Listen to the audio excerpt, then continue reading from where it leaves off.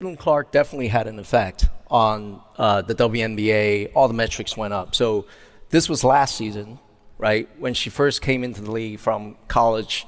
And we've seen all of our metrics from viewership, ticket sales, sponsorship, everything went up almost 4x. 4x. 4x, right. I mean, that's incredible. The the owner of Liberty, recently made a public admission that WNBA leaders had previously declined to make.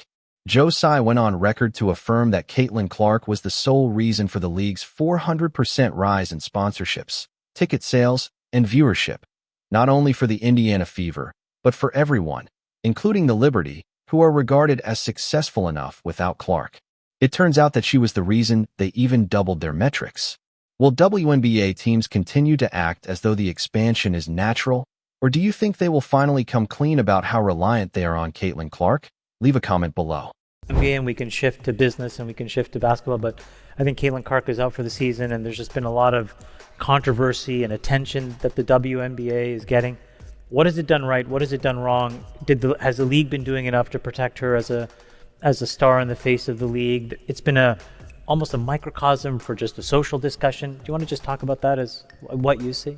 Caitlin Clark definitely had an effect on the WNBA. All the metrics went up. So this was last season, right, when she first came into the league from college. And we've seen all of our metrics from viewership, ticket sales, sponsorship, everything went up almost 4x. 4x. 4x, right. I mean, that's incredible. That's incredible. So the economic impact that she's made to the league. Since Joe Tsai's credibility is important in this situation, let's start with who he is. He owns both the Brooklyn Nets and the New York Liberty. He co-founded Alibaba Group and is a multi-billionaire. He is not a random individual with ignorant thoughts regarding basketball. He is a capable, involved owner with the deepest knowledge of the sports industry. He bases his claims regarding league growth and stats on factual information and financial analysis. What did he say, too? That the WNBA was undoubtedly impacted by Caitlin Clark. Additionally, every statistic increased by about 4 times. Things like sponsorships, ticket sales, and viewership all quadrupled, not doubled, not tripled. A 400% rise in all categories. Incremental growth is not what that is. That is a single player driving tremendous, unparalleled expansion.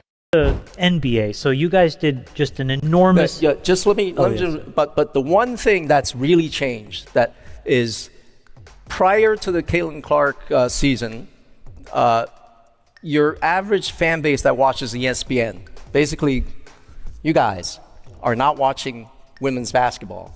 Maybe some of them follow college, but certainly not the WNBA. Right. But now your average ESPN fan base, they are watching, the mainstream sports fan base are watching the WNBA. I think she's What makes this admission so important is the context behind it.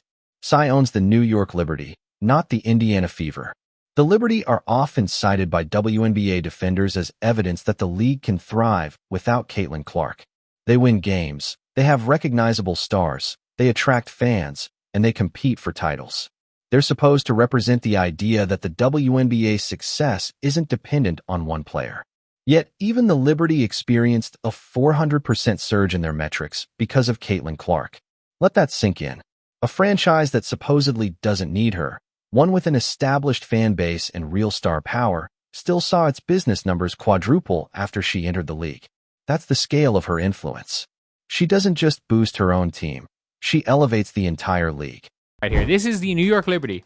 And this is one of those teams that people are like, oh, the league is fine even without Caitlin Clark because of the Liberty.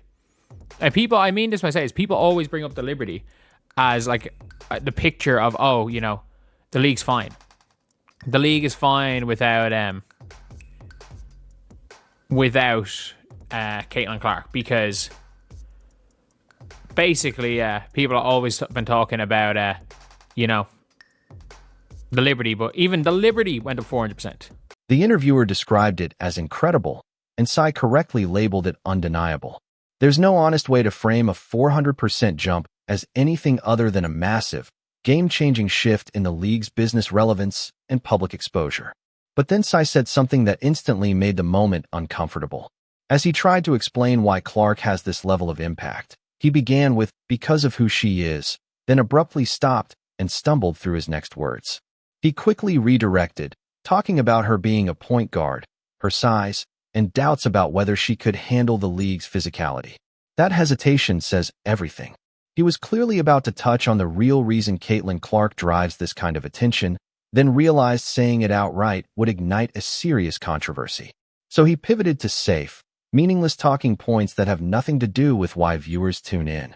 The reality is that Caitlin Clark is white, and that fact plays a major role in her marketability within American sports media. That's not a moral judgment about whether it should matter.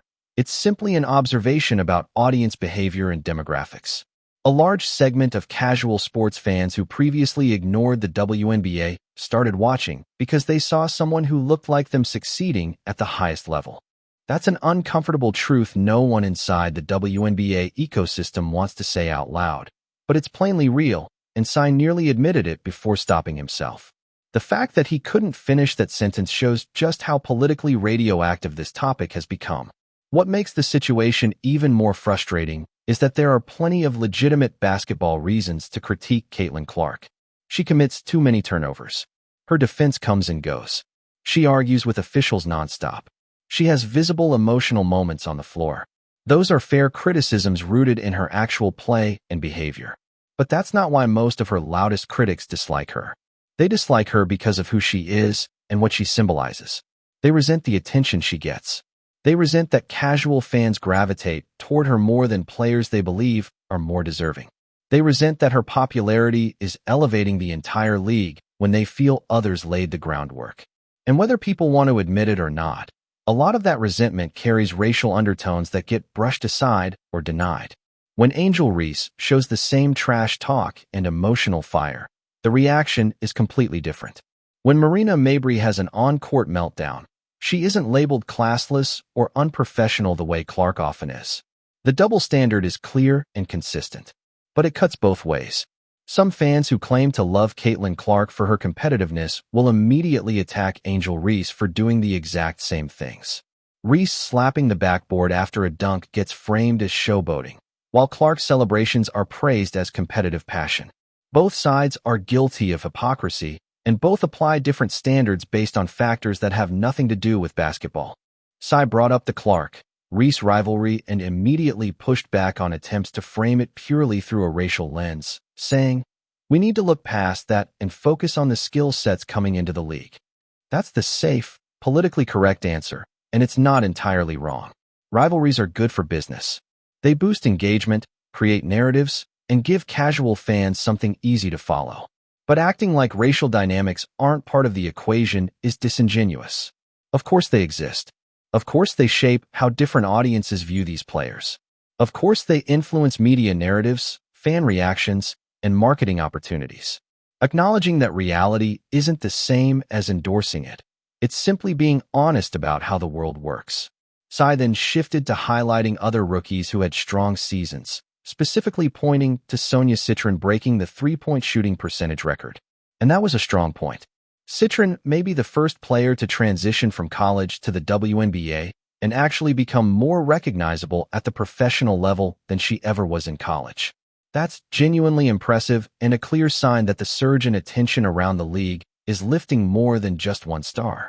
Players who would have flown under the radar in previous years are now gaining visibility, recognition, and opportunities they likely never would have had before. And that boost traces directly back to Caitlin Clark drawing casual sports fans into the WNBA. But here's the key distinction Sy made, and it's the most important part of the entire interview. He pointed out that before the Caitlin Clark season, the average ESPN viewer simply wasn't watching women's basketball. Some might have followed the college game, but almost none were tuning into the WNBA. Now, that same mainstream ESPN audience is watching the league. That's the real shift. It's not that longtime WNBA fans suddenly quadrupled overnight. Those core fans were already there. And yes, their numbers have grown. But the massive spike in viewership came from casual sports fans who previously had no interest at all in women's basketball. They showed up because of Caitlin Clark, and a portion of them kept watching even when she wasn't on the floor. The data makes this impossible to deny. Games featuring Clark averaged roughly 2.5 million viewers on ESPN, while games without her averaged around 700,000. That's more than a threefold difference. The Indiana Fever with Clark were drawing 3 times the audience of a typical WNBA game without her. That's not spin or bias. It's just the raw numbers. And those numbers prove that the league's explosive growth was driven primarily by one player, not by some broad, organic surge of interest in women's basketball overall. When Caitlin Clark was injured and missed games, viewership dropped sharply. When she sat out for rest, the numbers fell off a cliff. The audience the WNBA picked up wasn't there for the league itself, they were there for her. And when she wasn't on the court, most of them simply stopped watching. That creates a serious problem for the league's long-term stability. If your growth depends almost entirely on one player staying healthy and continuing to attract attention, what happens when she retires? What if she suffers a career-ending injury? What if she decides the WNBA isn't worth the constant physical punishment and nonstop criticism and chooses to walk away to focus on endorsements or media opportunities instead? The league would crater. Viewership would likely fall back to pre-Clark levels, or possibly even lower, because casual fans who sampled the WNBA and didn't find it compelling without her wouldn't return. The business model would revert to running at heavy losses, once again relying on NBA subsidies to survive. That's exactly why Commissioner Kathy Engelbert should have been protecting Caitlin Clark at all costs. She should have made sure referees consistently called fouls when defenders blatantly targeted her. She should have publicly condemned the excessive physicality and coordinated attempts to wear her down. Above all, she should have made Clark feel protected, valued, and irreplaceable.